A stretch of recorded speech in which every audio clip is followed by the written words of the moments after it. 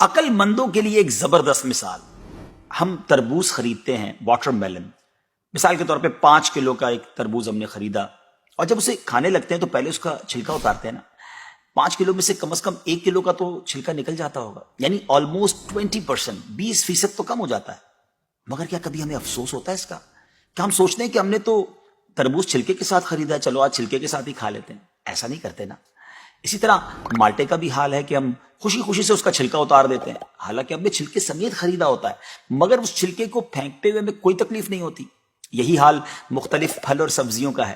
اچھا، ہم چکن بھی تو خریدتے ہیں، زندہ ثابت، اسی کو تولتے ہیں، تلواتے ہیں، پیسے دیتے ہیں، مگر جب کھانے کی باری آتی ہے، پکانے کی باری آتی ہے، تو اس کے بال، اس کی خال، اس کی آلائشیں نکل جاتی ہیں، تو ویٹ تو کم ہو جاتا ہے. مگر کبھی اس پر دکھ ہوتا ہے؟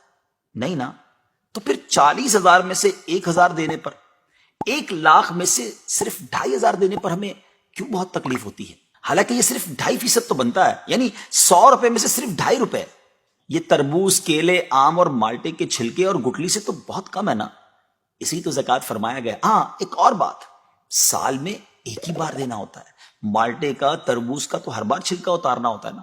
یہ 100 روپے میں سے 2.5 روپے یا 1,00,000 میں سے 2,500 روپے سال میں ایک ہی بار دینا ہوتا ہے، اور اسی کو زکوٰۃ کہا گیا.